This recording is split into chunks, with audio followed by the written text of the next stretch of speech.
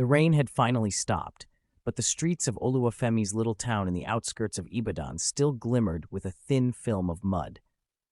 The power was out, and the only light came from the flickering lanterns hanging from the eaves of the old compound where the Okonkwo family lived.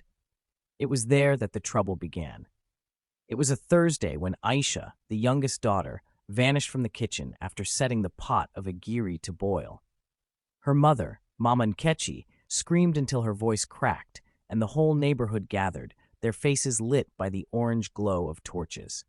The only clue was a single, damp footprint leading from the back door to the abandoned cocoa farm behind the house, a place the children called the Whispering Grove, because the wind seemed to mutter names in a language no one could place. Aisha's brother, Jide, a recent graduate in forensic science who had just returned from Lagos, took it upon himself to investigate.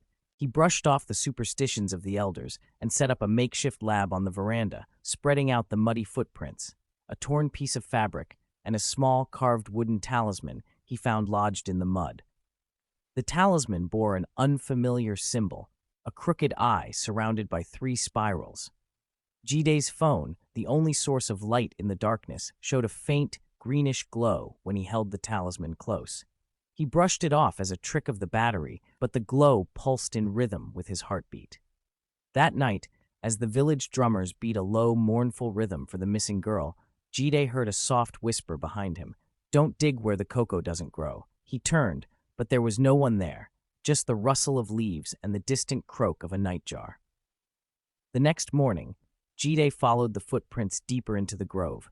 The trees grew taller, their trunks twisted like old men's fingers. The air grew thick with the scent of damp earth and something sweet, like overripe mangoes left to rot. He stumbled upon a clearing where the ground was covered in a strange black ash. In the center stood a small altar made of stones, each etched with the same crooked eye symbol. On the altar lay a cracked, earthenware bowl filled with a dark, oily liquid that seemed to swallow the light. As Jide approached, the bowl began to bubble on its own. A figure emerged from the shadows, a woman draped in a flowing white cloth, her skin the color of midnight, eyes glowing amber. She was neither entirely human nor spirit, but something in between. The villagers whispered that she was an Ogbo, a forest guardian, but one that had been corrupted by a broken pact. "You have come for the child," she said, her voice a chorus of rustling leaves. The cocoa trees were never meant to bear fruit for us. The pact was broken when your people cut the sacred grove. The blood of the innocent feeds the soil, and the soil feeds the hunger." Jide's mind raced. The missing girl, the talisman, the whispers, everything pointed to a hidden curse. He remembered the old story his grandmother used to tell. When the cocoa is harvested without respect, the forest will claim one from each house. He realized the Whispering Grove was not just a place. It was a warning. If this is about respect, then let us make amends. We will plant new sacks of cocoa. We will honor the forest. Just return my sister. The Ogbo's smile was a crack in the night. "It is too late for words," she hissed. The ground beneath Jide's feet gave way, and he fell into a dark tunnel lined with the roots of ancient trees. The tunnel opened into a cavern where the walls were covered in glowing fungi, casting an eerie light on rows upon rows of skeletal remains, men, women, and children who had disappeared over the years, all clutching pieces of the same talisman. In the center of the cavern stood a massive, gummy mass of cocoa beans, pulsing like a heart. From its core, a low moan rose, the sound of 1,000 voices crying out.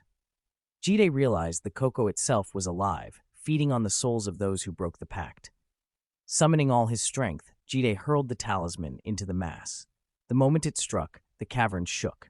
The cocoa burst in a spray of dark, oily blood, and the skeletons screamed as they were lifted into the air, spiraling upward like ash. The Ogbo let out a mournful wail before dissolving into a swarm of fireflies that vanished into the night. When the shaking stopped, Jide found himself back in the clearing, the altar reduced to rubble, the bowl shattered, and the black ash scattered by the wind. He ran back to the village, his lungs burning, and found the Okonkwo compound in chaos. In the middle of the courtyard lay Aisha, curled up and trembling, alive but eyes wide with terror. We must plant new cocoa, but we must do it with respect. No more cutting without prayer. No more taking without giving back. From that night on, every harvest began with a libation poured at the edge of the Whispering Grove, and the children were taught to never wander into the grove after dusk.